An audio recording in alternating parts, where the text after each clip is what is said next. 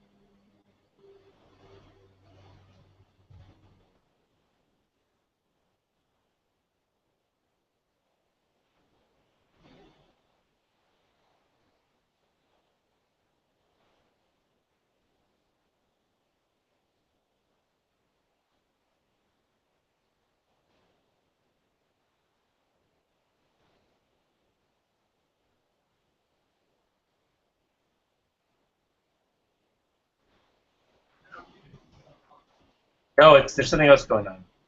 The thing crashed.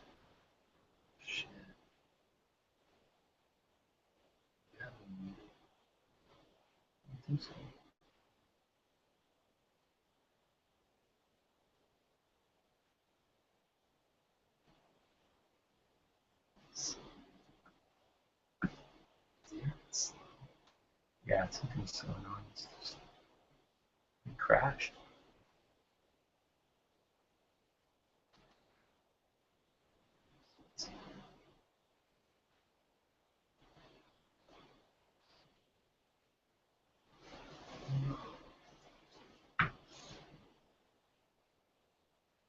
There we go. Now it's done. Now I can share it. Oh. It's the internet.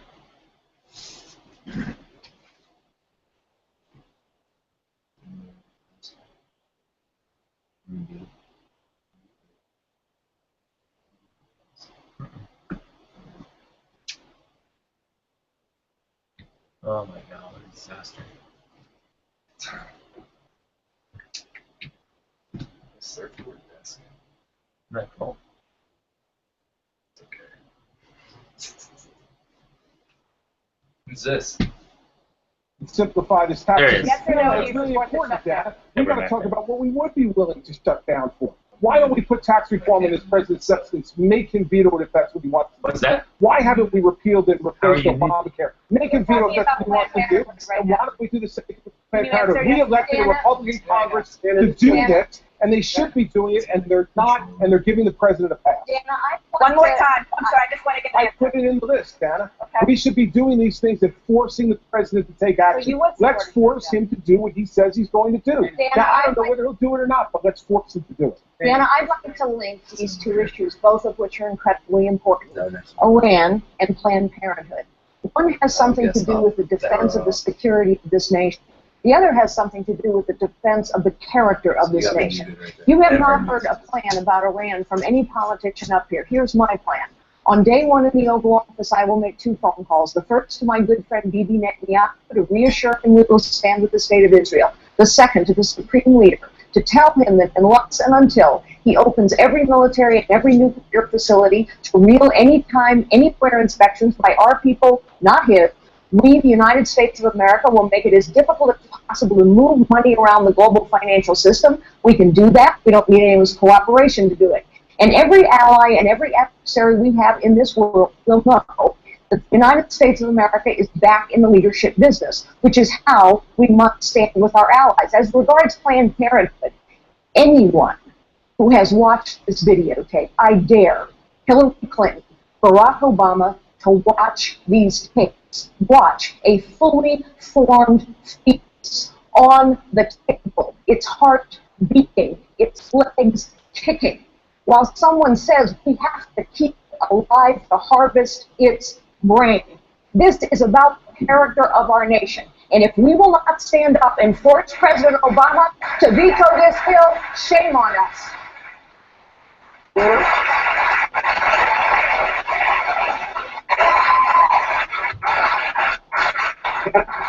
I want to continue on the subject. Governor Bush, you recently said while discussing Planned Parenthood, quote, "You're not sure we need $500 million for women's health issues." Now, you since didn't mean to say women's health issues, but Donald Trump said that quote, that comment, which Hillary Clinton did seize upon immediately, will haunt you the same way Mitt Romney's 47% video haunted him. Tell Trump why he's wrong. Which is all things, but I'm wrong because I'm the most pro-life governor on this stage. I got to act on my core beliefs. It's part of who I am. Life is a gift from God, and from beginning to end, we need to respect it and err on the side of life. And so I defunded Planned Parenthood. We created a climate where parental notification took place. The only state to fund the crisis pregnancy centers with state monies. We were totally focused on this, and I would bring that kind of philosophy to Washington, D.C. So here's a solution to this. Title 10 of the HHS funding, there's something that was called the Reagan Rule. It was passed in 1988.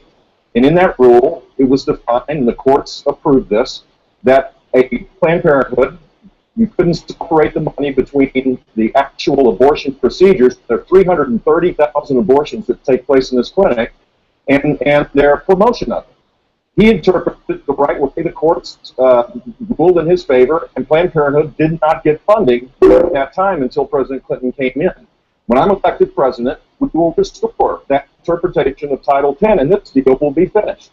Thank you, Governor Bush. Donald Trump, I'm not sure we need $500 million for women's health issues.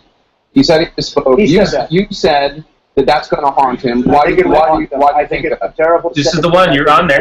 No, absolutely. He came back late. He said he spoke. There was no question because I heard when he said. Yeah, it's a new link. I was watching, and he said the statement. And I said, "Wow." There's nothing I can do about it. I will take care of women. I respect women. I will take care of women. I am right now. One thing we will say, and I would like to get back to the Iran situation. We're talking about Iran. The agreement was terrible. It was incompetent. I've never seen anything like it. One of the worst contracts of any kind I've ever seen. And nobody ever mentions North Korea, where you have this maniac sitting there, and he actually has nuclear weapons. And start thinking about North Korea and perhaps a couple of other places, but certainly North Korea. And I've spoken with a lot of us have spoken, talking about Iran. They're bad actors. Bad things are going to happen. But in the meantime, you have somebody right now in North Korea who's got nuclear weapons and who is saying almost every other week, I'm ready to use them. And we don't even mention it. Governor Bush, 13,000 community-based organizations that provide health services to women.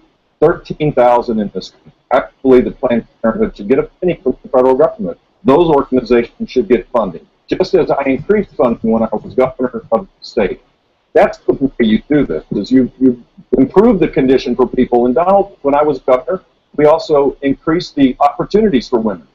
Women's income grew 3 times faster than the national average when I was governor. So why did you say it? Why did you say it? I know, but why did you say it? I heard it myself. Why did you say child support? We increased child support. You said you're going to cut funding for women's I have a proven record. Yeah, except you said that. We're going to get to... Just one more. This is something bigger to this. I'm like some of the other governors here. I defunded Planned Parenthood 4.5 years ago in a blue state. But it's bigger than that. We did that in a blue state. We took the money and put it into women's health. So we did exactly what we're talking about here. But I think the bigger issue here is we should be able to do this nationally, and this is precisely why so many Republicans are upset with Washington. They see the House and they see the Senate and say, why can't we pass this? Why can't we defund Parenthood in a spending bill? Forget about the 60 vote rule. There's no reason, and the Constitution doesn't call for 60 votes. Pass it with 51 votes. Put it on the desk of the president. Thank you, Governor. And go forward and actually make a point. Thank you, Governor. We're going to get to many of these issues. We're still in the first block, believe it or not. We're going to get to many of these issues. But before we end this block, Mr. Arena, I do want to ask you about this. In an interview last week, Rolling Stone magazine, Donald Trump said the following about you, quote, with that face, would anyone vote for that? Can you imagine that, the face of our next president? Mr. Trump later said he was talking about your persona, not your appearance. Please feel free to respond what you think about his persona. You know, it's interesting to me. Mr. Trump said that he heard Mr. Bush very clearly and what Mr. Bush said. I think women all over this country heard very clearly what Mr. Trump said.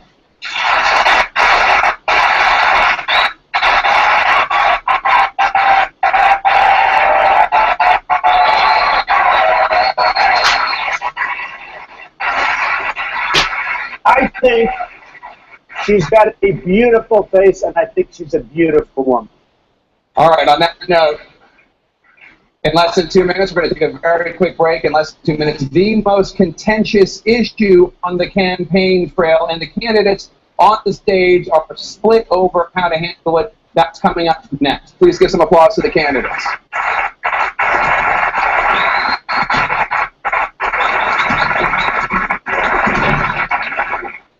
Mr. Fisher, we're at war.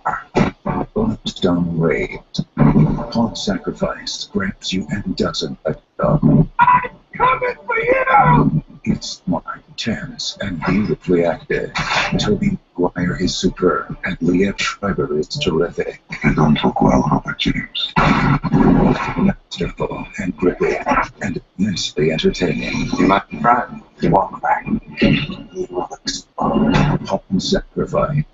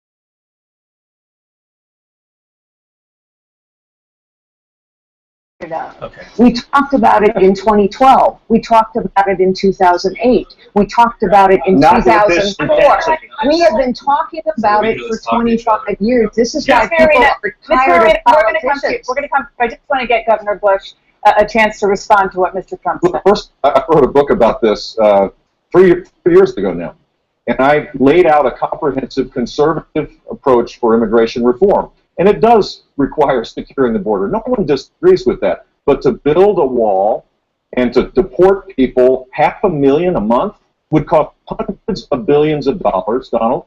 Hundreds of billions of dollars. It would destroy community life. It would tear families apart. And it would send a signal to the rest of the world that the United States values that are so important for our long-term success no longer matter in this country. As I said, we are spending $200 billion. We are spending $200 billion a year on maintaining what we have. We will move them out. The great ones will come back. The good ones will come back. They'll be expedited. They'll be back. They'll come back legally.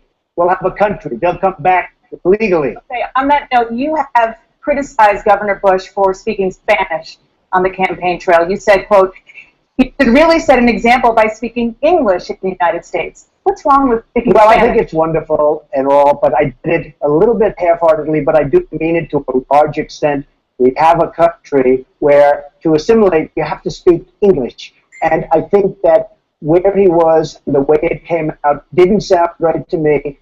We have to have assimilation. To have a country, we have to have assimilation.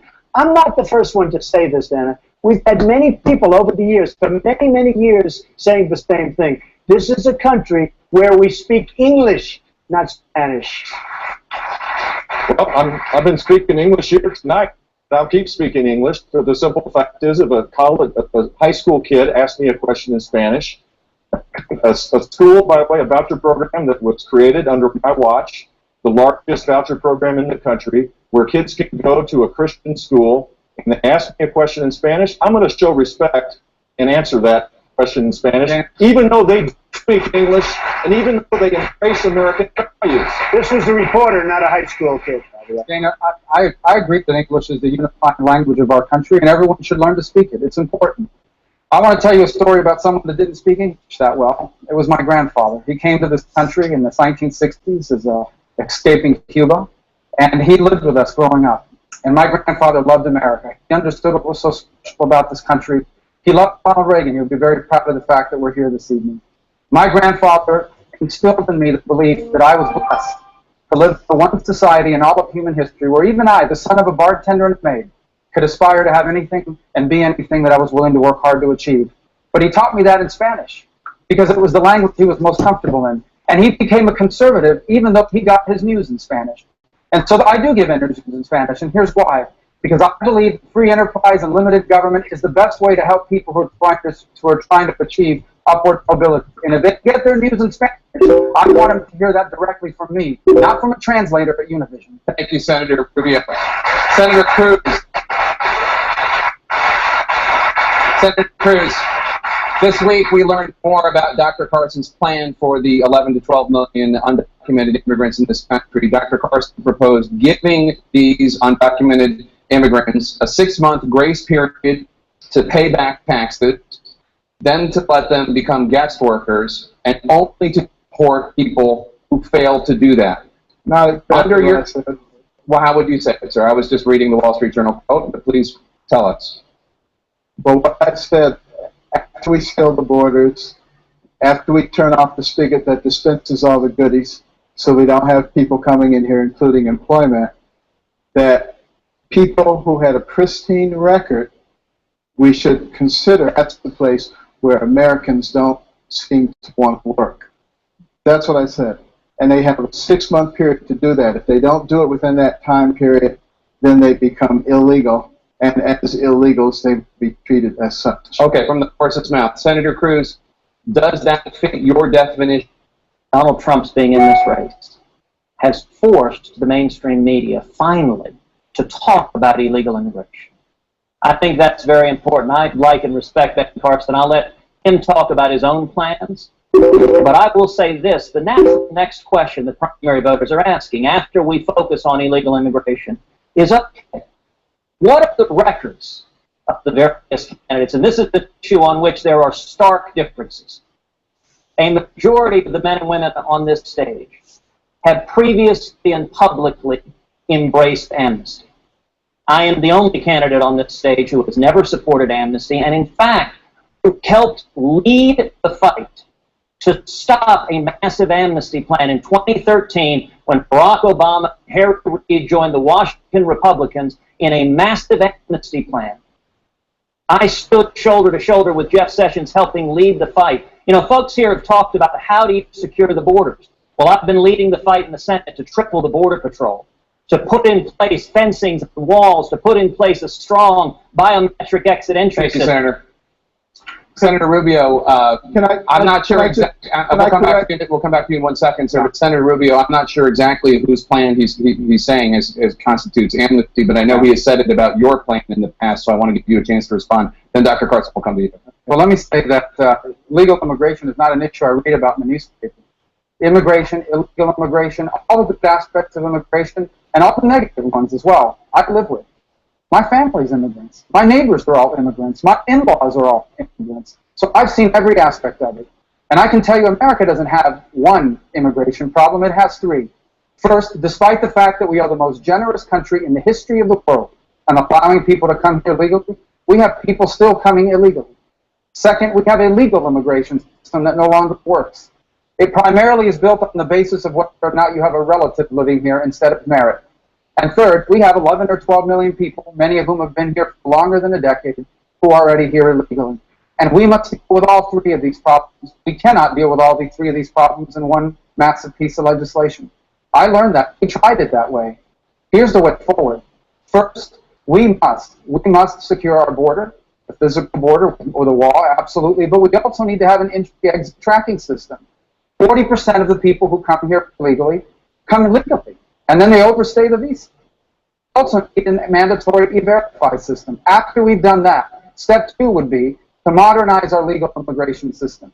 So you come to America on the basis of what you can contribute economically, not whether or not simply you have a relative living here. And after we've done those two things, I believe the American people will be very reasonable and responsible about what you do with someone who's been here and isn't a criminal. If you're a Christian.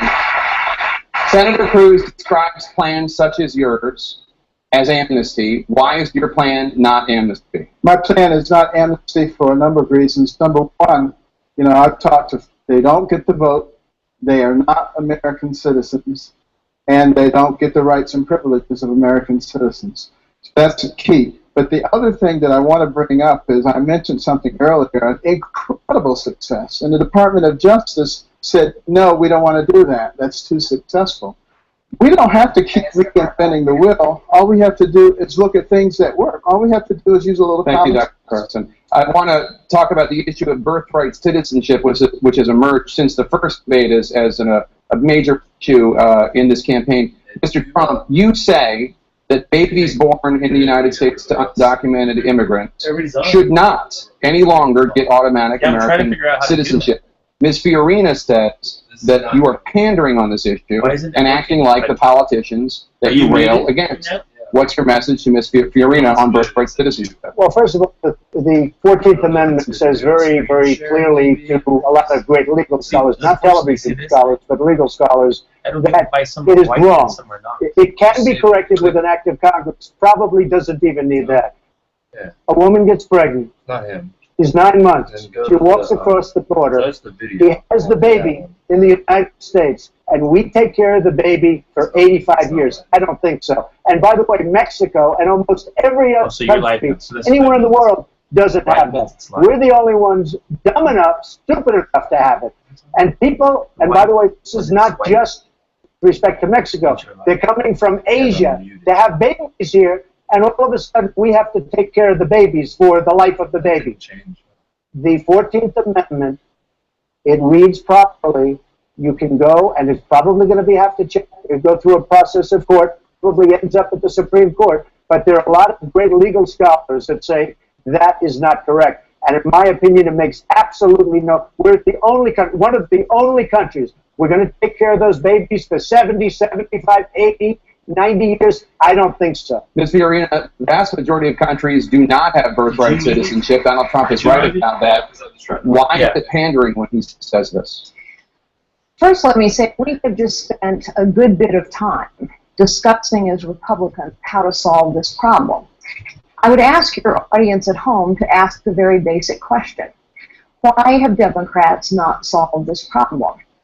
President Obama campaigned in 2007 and 2008 on solving the immigration problem. He entered Washington with majorities in the House and the Senate. He could have chosen to do anything to solve this problem. Instead, he chose to do nothing. Why? Because the Democrats don't want this issue solved. They want it to be an issue that they can use. As to birthright citizenship, the truth is you can't just wave your hands and say the 14th Amendment is going to go away. It will take an extremely arduous vote in Congress, followed by 2/3 of the states, and if that doesn't work to amend the Constitution, then it is a long, arduous process in court. And meanwhile, what will continue to go on is what has gone on for 25 years. With all due respect, Mr. Trump, we have been talking about illegal immigration for 25 years. San Francisco has been a sanctuary city since 1989. There are 300 of them. And meanwhile, what has happened? Nothing. The border remains insecure. The legal immigration system remains broken.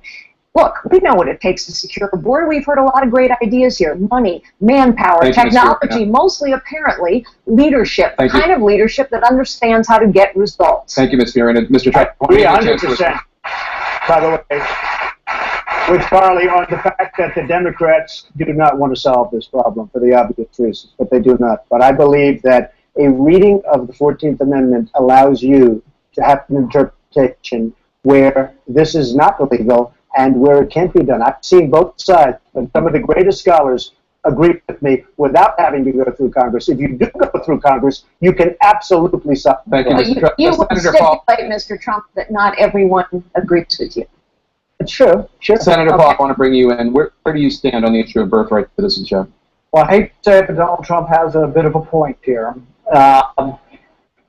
The case that was decided around 1900 was people who had a green card, were here legally, and they said that their children were citizens. There's never been a direct Supreme Court case on people who are here illegally, whether or not their kids are citizens, but it hasn't really been completely adjudicated. The 14th Amendment says that those who are here and under the jurisdiction. The original author of the 14th Amendment said on the Senate floor that this was applying to slaves and did not specifically apply to others. All right, Senator Paul, thank you so much. Let's turn to a new topic. We've received a lot of questions on social media about the economy and about jobs. We have two CEOs on stage right now. Ms. Fiorina, you were CEO of Hewlett-Packard. Donald Trump says you, quote, ran HP into the ground. You laid off tens of thousands of people. You got viciously fired. For voters looking to somebody with private sector experience to create American jobs, why should they pick you and not Donald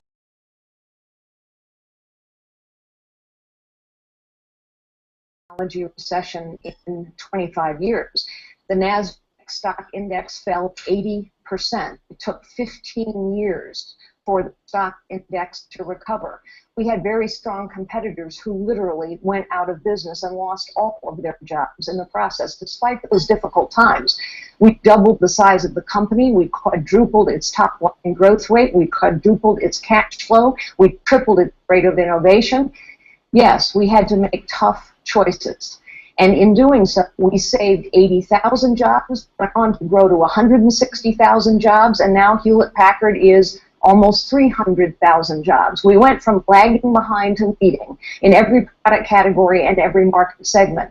We must lead in this nation again, and some tough calls are going to be required. But as for the firing, I have been very honest about this from the day it happened. When you challenge the status quo, you make enemies. I made a few. Steve Jobs told me that when he called me the day I was fired to say, hey, been there, done that twice.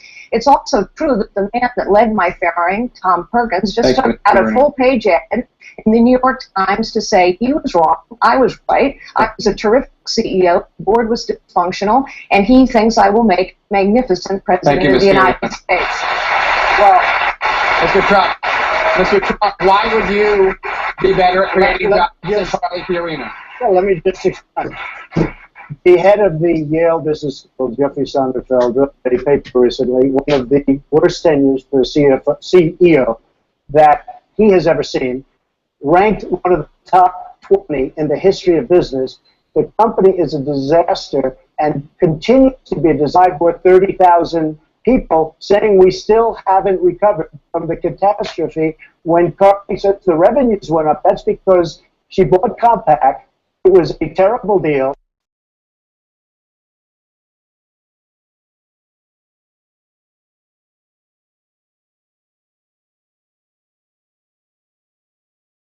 Well-known Clintonite, and honestly had it out for me from the moment that I arrived at Hewlett-Packard. But honestly, Mr. Trump, I find it quite rich that you would talk about this.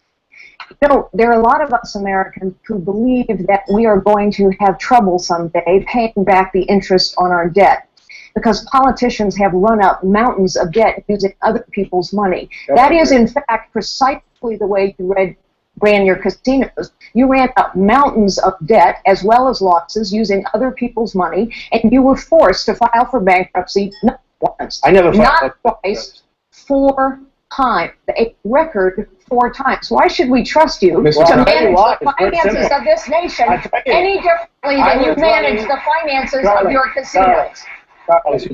I made over $10 billion. I had a casino company, Caesars, just filed for bankruptcy. Chris will tell you, it's not Chris's fault either. But almost everybody in Atlantic City is either in trouble or filed for, maybe I'll blame Chris. Well, but Atlantic City is a disaster. Wait a minute, Carl. Wait, I'll let you speak. Atlantic City is a disaster. And I did great in Atlantic City. I knew when to get out. My timing was great, and I got a lot of credit for it.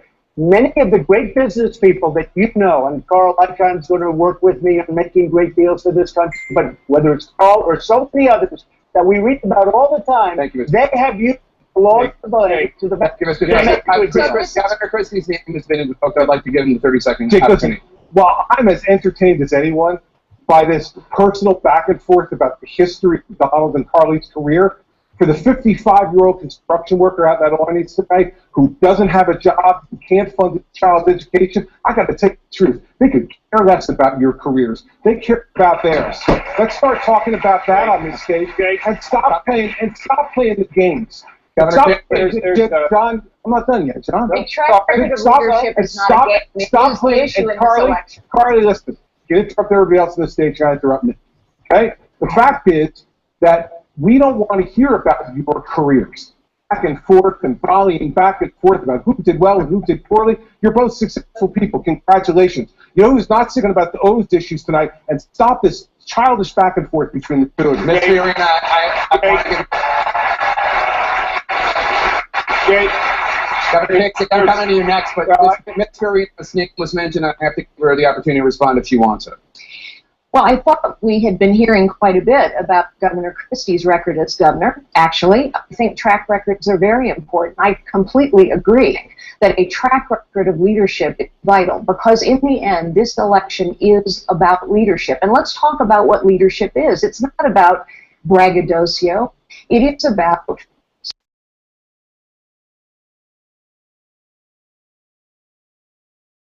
the highest calling of leadership is to unlock potential in others. Thank you. Problems have festered in Washington for too long, and the potential of this nation is being crushed. Thank you, Ms. Fiorina. Governor Kasich, I want to come to you. I'm coming to you. I'm coming to you. Let me ask the question. You can use it the time however you want. Okay, Jay. Donald Trump says that hedge fund guys are getting away with murder by paying a lower tax rate. He wants to raise the taxes of hedge fund managers, as does Governor Bush. Do you agree? I don't at this point in terms of changing the incentives for investment and risk-taking. But let's just stop for a second. There's one person on this stage who does have a record. I'm the only person on the stage and one of the few people in the country that led the effort as the chief architect of the last time we balanced the federal budget. We also cut taxes. And when I left Washington in 2000, we had a $5 trillion surplus and the economy was booming. I'd spent 10 years of my life to get us to that point. went out in the private sector, it was a great experience, and went into Ohio and took an $8 billion hole and turned it into a $2 billion surplus. We've had the largest amount of tax cuts of any sitting governor. We've grown well over 300,000 jobs. See, I've done it in both places. I'm the only one here that's done it in both places. It took a lot to get it to a balanced budget. It was legitimate, it was real, and we negotiated it. A lot of what we're talking about here tonight is, I'm going to take this position and that position. You know what? At the end of the day, America's got to work.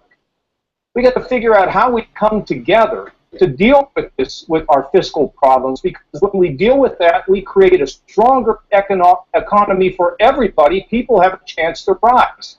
So, you know, when we think about how we make a choice, it's the person that lands that plane. It's not somebody that talks about it. It's about the person who's done it. And I've done it in both places.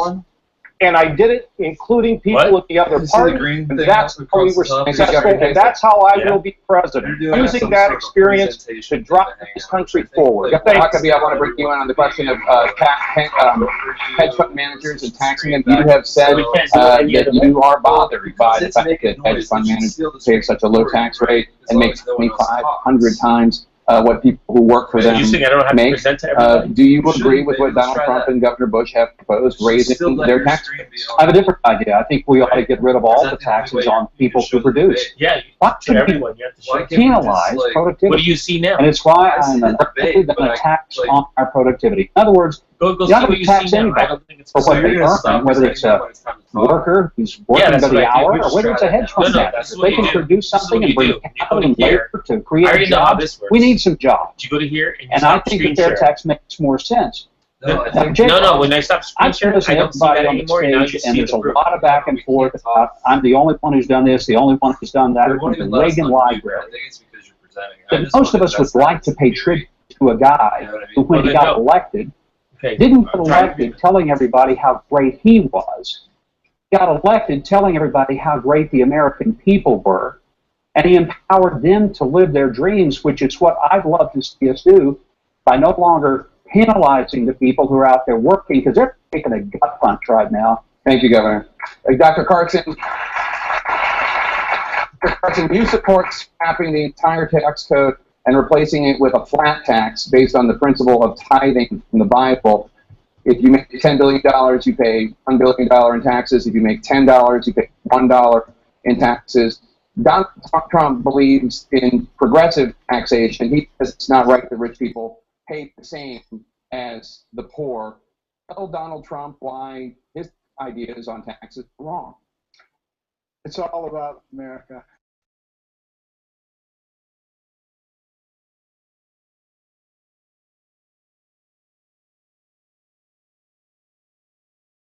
To take more of his money. That's called socialism. That doesn't work so well. What made America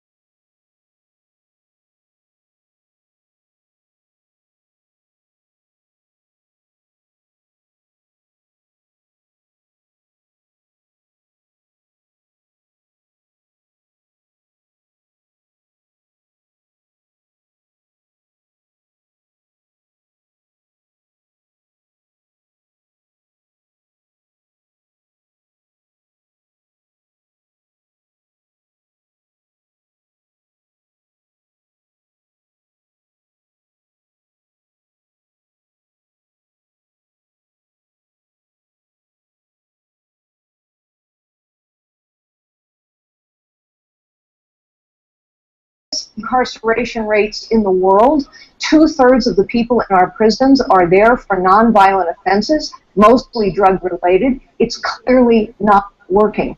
But we need to tell young people the truth. Drug addiction is an epidemic, and it is taking too many of our young people. I know this sadly from personal experience. Here, what I'd like to thank you, Jake.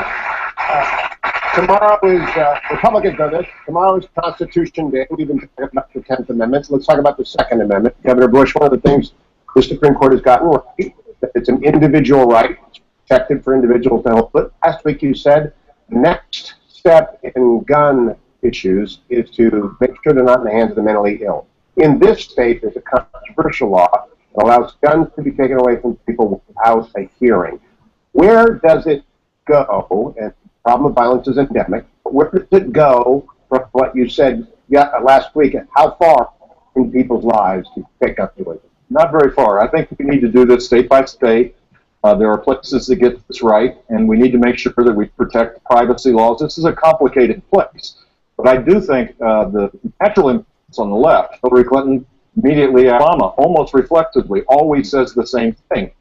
And the net result is you're going to take away rights of law-abiding citizens, the 99.999% of the people that are law-abiding citizens, in 200,000 of them. We have a reduction in violent crime because we put people behind bars when they're kind of grows in isolation. If a family member calls and says, my child, my brother, my sister is disturbed, ought the state be able to go and get their weapons without a hearing? I think there needs to be a hearing, but the fact is we need to encourage that kind of involvement. That's exactly what we need to do. And there's a broader issue here as well. First of all, the only people that follow the law are law-abiding people. Criminals, by definition, ignore the law. So you can pass all the gun laws in the world like the left wants. The criminals are going to ignore it because they are criminals. Here's the real issue. The real issue is not what are people using to commit violence, but why are they committing the violence? And here's the truth. Because you cannot separate the social, moral well-being of your people from their economic and other well-being. You cannot separate it. You can't have a strong country without strong people. You cannot have strong people without strong values. And you cannot have strong values without strong families and institutions in this country that defend and support those families. Well, and today we have a left-wing government under this president that is undermining all of the institutions in society that support the family and teach those values. Senator Cruz, I want to go to you. You're a constitutional litigator. Are you afraid of the next theory of what happens to Second Amendment rights? I am not, and you mentioned that the U.S. Supreme Court had rightly upheld the individual right to keep and bear arms. I was proud to lead 31 states before the U.S. Supreme Court defending the Second Amendment, and we won that landmark victory. And indeed, just a couple of years ago, when Harry Reid and Barack Obama came after the right to keep and bear arms of millions of Americans, I was proud to lead the fight in the United States Senate to protect our right to keep and bear arms. And for that reason, I was honored to be endorsed by gun owners of America as the strongest supporter of the Second Amendment on this stage today, and I will fight every day to defend the You have said once or twice that you are really rich, and you are by far the richest person on this stage. Chris Christie says billionaires like you, and even people who make it and are far less, should no longer get Social Security, or at least there should be limits based on the income. You think he's wrong, and so why? Speaking for myself, I'm okay with it. I think there's a certain truth to it. I know people that, frankly, has no impact on their life whatsoever. There are many people. I would almost say leave it up to them, but I would be willing to check it off and say I will not get Social Security. I do not. Country as a policy. As a policy, I would almost leave it up to the people. Don't forget, they pay in, and maybe they do work. Maybe some people want it. But the fact is that there are people that truly don't need it, and there are many people that do need it very, very badly. And I would be willing to write mine off 100%. So is a voluntary program a way to get the Social Security solvent again, like that? No, it's not. But when Donald's in it, it's a good start. That's good. No, listen. This is an issue that we've got to talk about, and we haven't talked about yet. 71% of all federal spending is on entitlements and debt service. When John Kennedy was elected president in 1960, it was 26%. Harvard and Dartmouth says that Social Security is going to go insolvent in 7 to 8 years. So what I say is very simple. We need to save this program for the good people out there who are paid into the system and need it. And if that means making sure that folks like Donald and many of us on this stage don't get it, that's the right thing to do, because here's what Hillary Clinton's going to want to do. She's going to want to put more money into a system that has already lied to us and stolen from us. This government doesn't need more money to make Social Security solvent. We need to be not paying out benefits to people who don't really need it. We need to protect the people whose Social Security means the difference between picking between heat and rent and food. That's why I put out the proposal, and that's the people I'm trying to get. Governor Christie's right about Thank you, Governor. I'm coming to you right now on a separate issue. So we received a lot of questions from social media about climate change. Senator Rubio, Ronald Reagan's Secretary of State, George Shultz, reminds us that when Reagan was president, he faced a similar situation to the one that we're facing now. There were dire warnings from the mass consensus of the scientific community about the ozone layer shrinking. Schultz says Ronald Reagan urged skeptics in industry to come up with a plan. He said, do it as an insurance policy in case.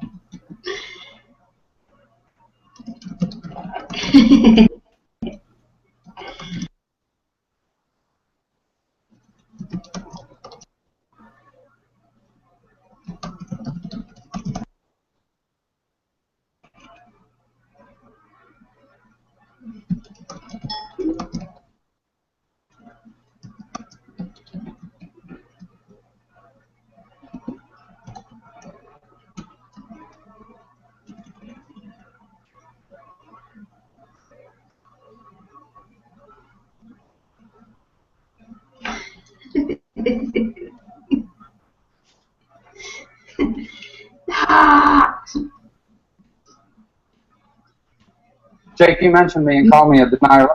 Climate change. Called you a skeptic. Okay, a skeptic. You know, you can measure the climate. You can measure it. That's not the issue we're discussing. Here's what I'm skeptical of. I'm skeptical of the decisions that the left wants us to make, because I know the impact those are going to have, and they're all going to be on our economy. They will not do a thing to lower the rise of the sea. They will not do a thing to cure the drought here in California. But what they will do is they will make America a more expensive place to create jobs. And today, with millions of people watching this broadcast that are struggling paycheck to paycheck, that do not know how they're going to pay their bills at the end of this month, I am not in favor of anything that is going to make it harder for them to raise their family. And Jake, you said.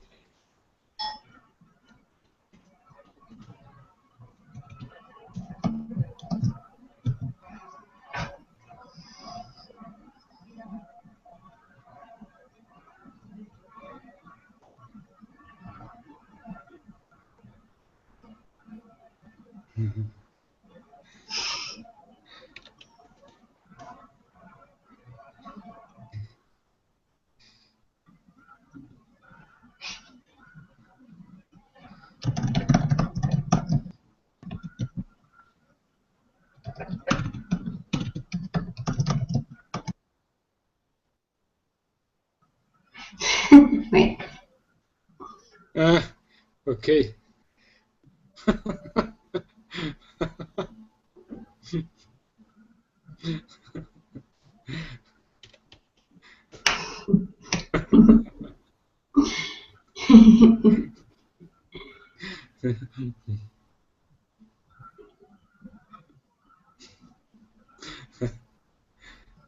It goes again. See?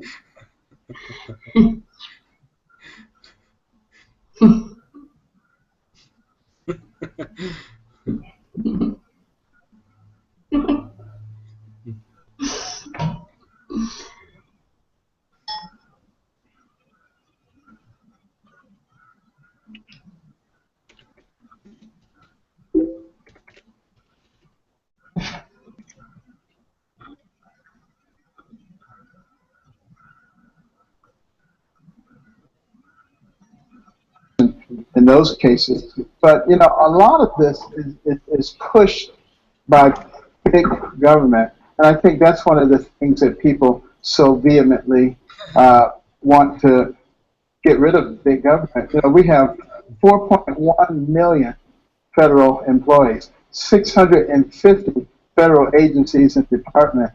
That's why they have to take so much of our taxes. Could he stop saying it? Should he stop saying that vaccines cause autism? Well, no, I've just explained it to him.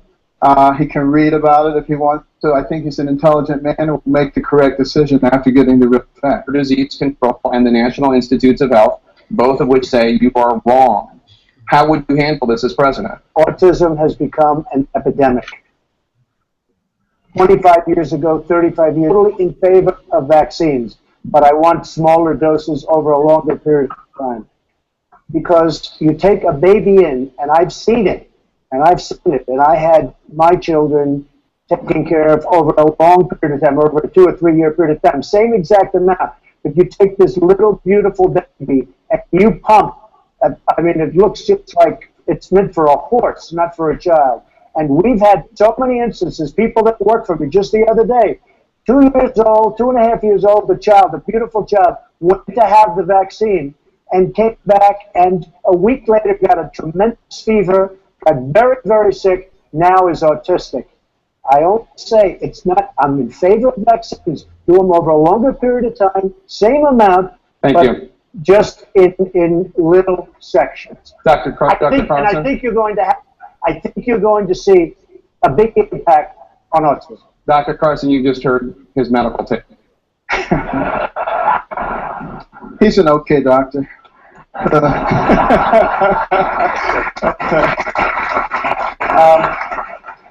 But, you know, the fact of the matter is, we have extremely well documented proof that there's no autism associated with vaccinations.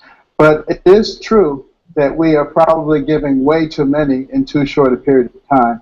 And a lot of pediatricians now recognize that, and I think are cutting down on the number and proximity in which those are done. And that's all I'm saying, Jake. That's all I'm saying. Dr. Paul, I'd like to bring A second opinion. One of the greatest medical discoveries of all time were the vaccines, particularly for smallpox. And I'm going to read a story. It's called The Speckled Monster. It's an amazing story. It was all done voluntarily, but people came in by the droves. George Washington wouldn't let his wife visit until she got vaccinated. So I'm all for vaccines, but I'm also for freedom. I'm also a little concerned about how they're bunched up. My kids had all of their vaccines, and even if the science doesn't say bunching them up is a problem, I ought to have the right to spread my vaccines out a little bit at the very least. All right, thank you so much. Coming up, Jake. I'm sorry, Huckabee, please. I think we need to remember that there are maybe some controversies about autism, but there's no controversy about the things that are really driving the medical costs in this country. And I would really believe that the next president ought to declare a war on cancer, heart disease, diabetes, and Alzheimer's, because those are the four things that are causing the greatest level of cost. John Kennedy said we'll go to the moon in a decade and bring a man back, and we did it. I grew up in the 50s. I remember the polio vaccine. We saved billions of dollars since that time because we haven't had to treat for polio. Why doesn't this country focus on cures rather than treatment? Why don't we put a definitive focus scientifically on finding the cure for cancer, for heart disease, for diabetes, and for Alzheimer's, a disease alone that will cost us $1.1 trillion by the year 2050. Thank you, Governor. We change the economy and the country. We have to take another quick break. Coming up, Ronald Reagan looming large over this debate. So how Reagan-esque exactly are these Republicans? We will find out next.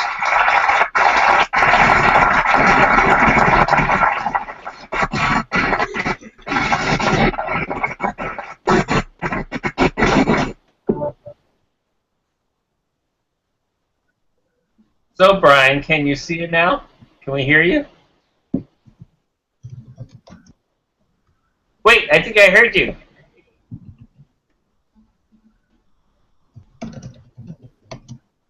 I can hear Erica. What? I think Brian's speaker is broken. I think it's his computer. Can you hear me? Oh, how you doing, Rogelio? What is up? Can you hear me? I can hear you. Hey, hello. Can you hear me? Yes, I can hear you. Good. Good. What do you think of the president about these debates? Well, especially about migration, I feel that Bush is getting more points, more good points, because of his moderating face to this problem, more than Trump. Yeah, it seems like Trump, they're trying to keep him from saying a lot of things. Yes. But maybe that's by design. Brian, did your thing get fixed? Wait. Oh, Eric.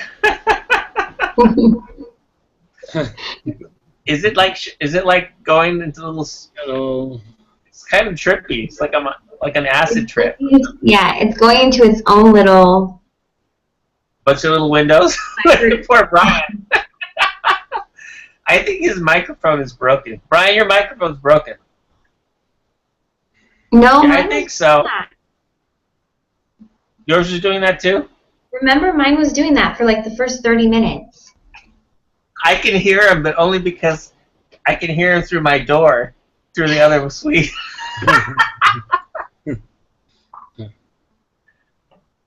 Well, unfortunately, I was glad to hear them stop attacking each other, because that was getting kind of exhausting. Yeah. I mean, you know, you said exactly why would cures ever be offered? No money. That's so true. Okay, it's coming back. Coming back.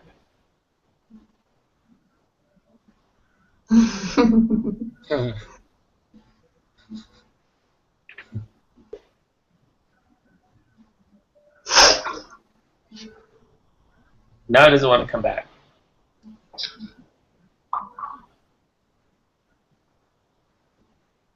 On the $10 bill, what woman would you like to see on the $10 bill? Ooh, that's a tough one. You know, I'm big on that we were, and I love what Carly said about women's suffrage. I think Susan B. Anthony might be a good choice. Governor Huckabee. That's an easy one. I put my wife on there. I've been married to her 41 years. She's fought cancer and lived through it. She's raised 3 kids, 5 great grandkids, and she's put up with me. I mean, who else could possibly be on that money other than my wife? And then that way she could spend her own money in her face. Senator Paul? Senator Rubio, you I'm mean? sorry, Senator Rubio? I know we all look alike, kind of. Just the senators. The Rosa Parks. An everyday American that changed the course of history. Senator Cruz. Well, I would change the $10 bill. I'd change the 20. I'd take Jackson off, and I'd leave Alexander Hamilton right where he is as one of our founding fathers. And I very much agree with Marco that it shouldn't be Rosa Parks. She was a principal pioneer that helped change this country, helped remedy racial injustice, and that would be an honor that would be entirely appropriate. Dr. Carson. I put my mother on there. You know, one of 24 children, got married at age 13, had only a 3rd grade education, had to raise 2 sons by herself, refused to be a victim, wouldn't let us be victims, and has been an inspiration for many people. Mr. Trump. Well, because she's been sitting for 3 hours, I think my daughter Ivanka, who's right here. Other than that, we'll go with Rosa Parks. I like her. Governor Bush. I would go with Ronald Reagan's partner, Margaret Thatcher. Probably illegal, but what the heck? It's just not going to happen. A strong leader is what we need in the White House, and she certainly was a strong leader that restored the United Kingdom to greatness. Governor Walker. First of all, I got to say to Kurt, thanks a lot for making the rest of us look like chumps up here. But I put Clara Barton. I once worked for the American Red Cross. She was a great founder for the Red Cross. Wouldn't change the $10 bill or the $20 bill. I think, honestly, it's a gesture. I don't think it helps to change our history. What I would think is that we ought to recognize that women are not a special interest group. When women are the majority of this nation, we are half the potential of this nation, and this nation will be better off when every woman has the opportunity to live the life she chooses.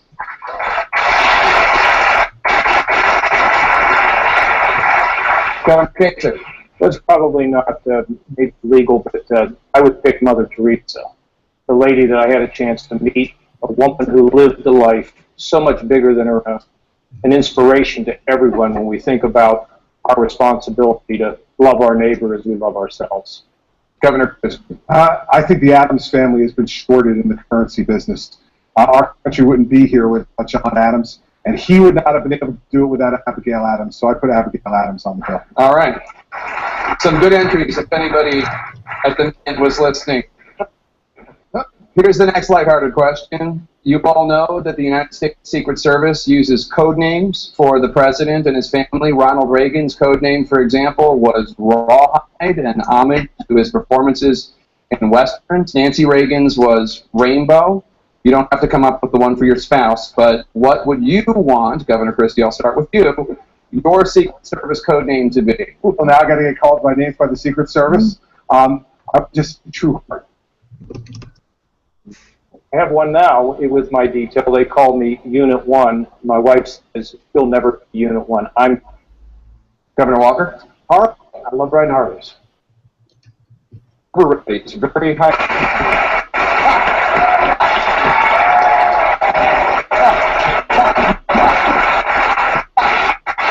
Mr. Trump? Humble. It's a good Mr. Carson? One nation. Senator Cruz? You know, as a Cuban, I might go with Cohiba. And I'll tell you, I'd go with, for Heidi, Angel, because she is my Well, there's some people in Florida upset at me over a joke I made about Florida State, but what the heck, I want my code name to be Gator. Governor Huckabee. I'd go with Duck Hunter. Senator Paul. Justice never sleeps. That's a mouthful, but okay. Okay, here's a more serious question. Ronald Reagan, 40th president, used the plane behind you to accomplish a great many things. Perhaps, most notably, to challenge Mikhail Gorbachev to tear down the wall, and then ultimately to make peace with the USSR.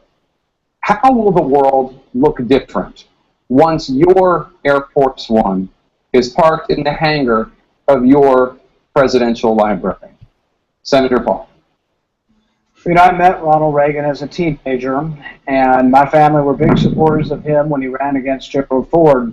It was a big deal because he was the grassroots running against the establishment. And I'll never forget that, and how we stood up and said, you know what, this is something new that our country needs and our party needs. If I were president, I would try to be one who says, you know what, I'm a Reagan conservative. I'm someone who believes in peace through strength, and I would try to lead the country in that way, knowing that our goal is peace, and that war is the last resort, not the first resort. And then when we go to war, we go to war in a constitutional way, which means that we have to vote on it, that war is initiated by Congress, not by the president, and that we go to war reluctantly, but that when we go to war, we don't fight on behind our back. We fight all out to win, but then we come home.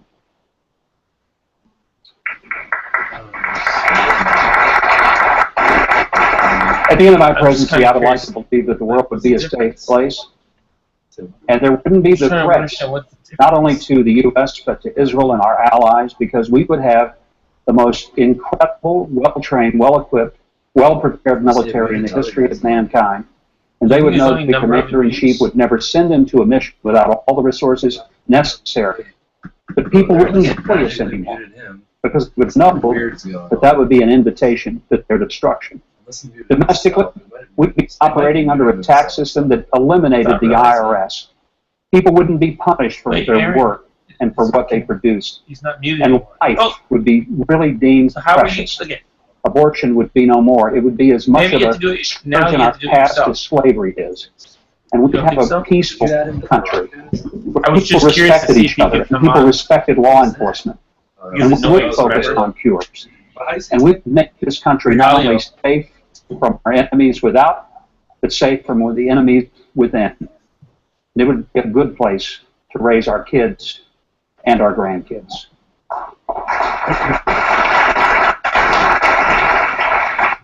One of the things that made Ronald Reagan a great president is that he understood that America was a unique nation, unlike any other that had existed throughout human history. He knew it was founded on universal principles that were powerful: the dignity of all people, human rights, the rights of all to live in freedom and liberty and to choose their own path in life. He just didn't believe it. He acted on it. That's why bringing down communism was so important to him. If I'm honored with the opportunity to be president, I hope that our Air Force One will fly first and foremost to our allies in Israel, in South Korea, and Japan. They know we stand with them, that America can be counted on. It would also fly to China, not just to meet with our enemies, not just to meet with those adversaries of ours that are there, but also to meet with those that aspire to freedom and liberty within China. I would even invite them to my inauguration. We would also fly into Moscow and into Russia, and not just meet with the leaders of Russia, but also meet with those that aspire to freedom and liberty in Russia. And ultimately, I hope that my Air Force One, if I become president, will one day land in a free Cuba, where its people can choose their leaders and its own destiny.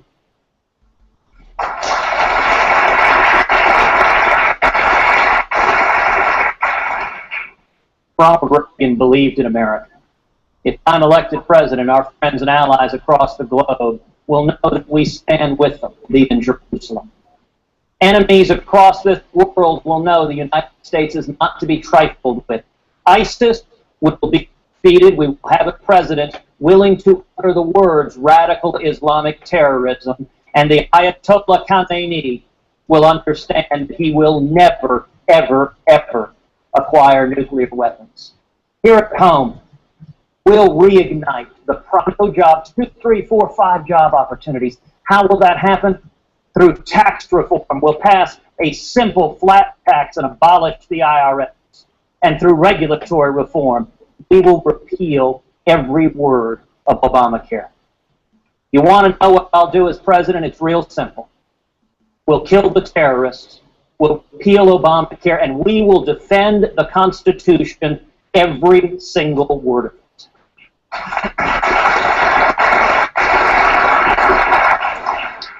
Well, you know, I was a radical Democrat before I started listening to Ronald Reagan. And he didn't sound like what they said Republicans were. He sounded logical. And I hope that I sound logical also. Because when I look at what's going on with the United States of America, I see a lot of things that are not logical. I see us allowing people to divide us when in fact our strength is in our unity. I see people exercising the most irresponsible fiscal habits that anyone could possibly do, and hiding it from the American people, so that the majority of people have no idea what our financial situation is. So when someone comes along and says free college, free phones, free this and that and the other, they say, wow, that's nice, having no idea that they're destabilizing our position. And I think also that Ronald Reagan was a master at understanding that the pinnacle nation has to be a nation that leads. If we learn to lead in the Middle East right now, a coalition will form behind us, but they will never do it if we just sit there and talk about it. Real leadership is what I would hopefully bring to America.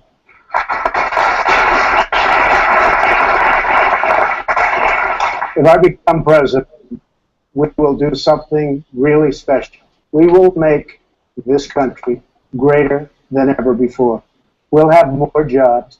We'll have more of everything. We were discussing disease. We were discussing all sorts of things tonight, many of which will just be words. It'll just pass on. I don't want to say politicians, no talk, no action. But a lot of what we talked about is words, and it'll be forgotten very quickly. If I'm president, many of the things that we discussed tonight will not be forgotten. We'll find solutions, and the world will respect us. They will respect us like never before, and it'll be actually a friendlier world. And I have to say, it's a great honor to be here tonight. Good. 6 million more people are living in poverty than the day that Barack Obama got elected president. 6 million more people. The middle class has had declining income.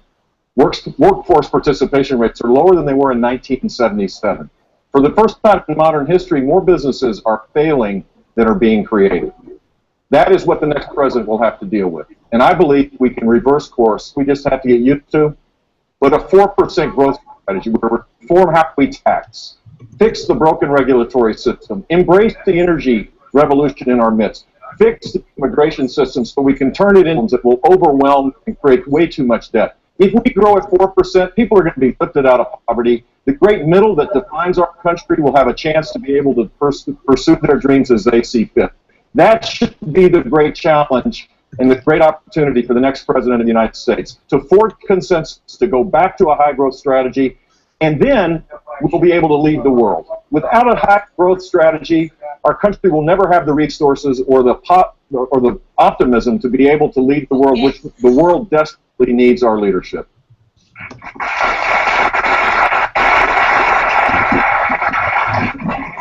Well, I turned 13 years old 2 days before Ronald Reagan was first elected. A lot of people forget this, but just a few days before that election in 1980, he was behind in the polls. And I think what changed things was people in America realized they didn't want to hear what was bad about America. They wanted to know how it was going to be better. Ronald Reagan wasn't just a conservative Republican. He was an eternal optimist in the American people. And I am too. So here's what I think will make America better. We need to live in a world where our children are free from the threats of radical Islamic terrorism. We need to live in an America where an economy where everyone can live their piece of the American dream, no matter what that dream is. We need to live in an America where we have a federal government that's not too big, that's not too big to fail, but ultimately small enough to succeed, where we send powers back to the states and back to the people. That's what I did in Wisconsin. We took on the big government union bosses, the big government special interests, many of whom came in from Washington. Spend millions of dollars to try and take me out because we stood up to them. We didn't back down in any of those instances. If you give me the chance as your next president, I won't back down any day, any way, anyhow. I'll fight and win for you and your families every single day of the office.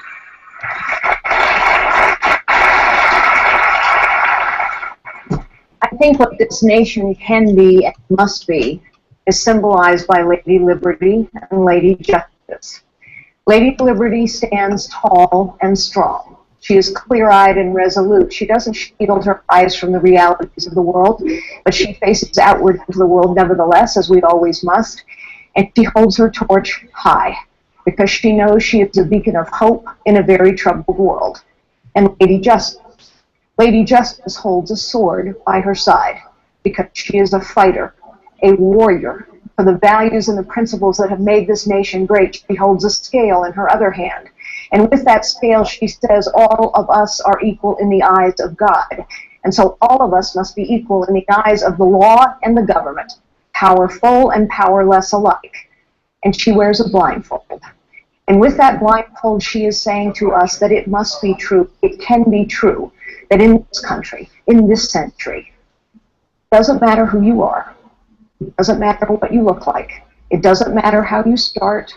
It doesn't matter your circumstances. Here in this nation, every American's life must be filled with the possibilities that come from their God-given gifts. One nation, under God, indivisible, with liberty and justice for all.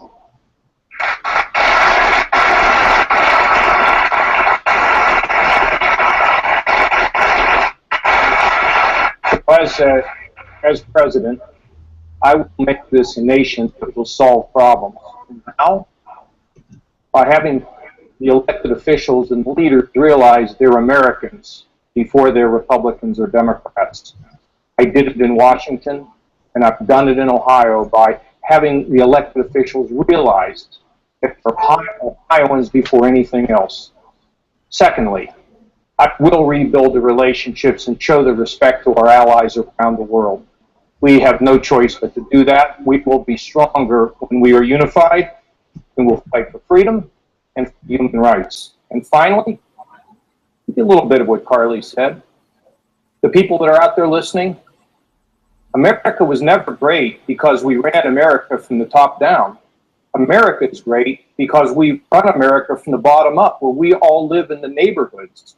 One more time in America, we need to revive the concept of citizenship, where everybody's actions make a huge difference in changing the world. We have a Holocaust memorial on our State House grounds, and there is one line on there that stands out all the time. If you save, build, and inspire our country. Thank you. Reagan, boy, am I glad I did it. I think the country is too. A Christie presidency won't be about you play by the rules, you pay the taxes, you do the hard things to raise your family. You feel like America's generosity is being taken advantage of, that your system is being gamed, and that you're turning out to fall further and further behind. Our presidency will be about ending that, about enforcing the law, level the playing field for everybody, and once again reward those folks who play by the rules and think that justice means more than just a word, but it means a way of life. And I will tell you this, around the world, I will not shake hands with, I will not meet with, and I will not agree to anything with a country that says death to us and death to Israel and holds our hostages while we sign agreements with them. It'll be an America that will be strong and resolute and will once again be able to stick out its chest and say, we truly are the greatest nation in the world because we live our lives that way each and every day.